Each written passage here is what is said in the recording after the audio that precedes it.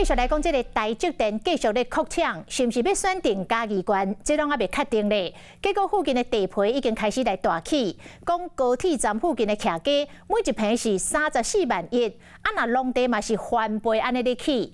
买厝的少年人讲实在袂堪哩咯。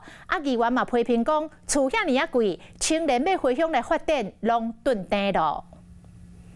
台湾的富国新山台积电继续咧设工厂，家己太保真有可能嘛是地点之一。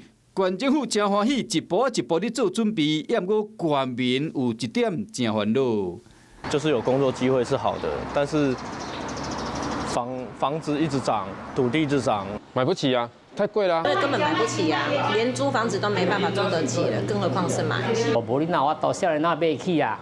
少年人话讲买袂起，因为家己的太保有高铁站，家己有中间病院，离这个马条后产业园区阁真近。最近几年来，人口真罕见愈来愈多，所以讲规大片的农地计数嘛慢慢啊伫起。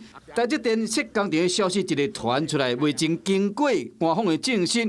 都业者已经对上这波台积电的风潮，农地计数竟然为一平6万至7万一个手，变成一平10万到12万块。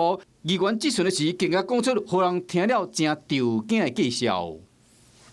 我们现在嘉义县的房价炒成怎么样？我们现在在限制特区里面的我们的这个新的建案，竟然一平可以喊到开价35万元，到底凭什么？到底凭什么？周边连一家 7-Eleven 都没有，连一间全联都没有，可以一平卖到35万元。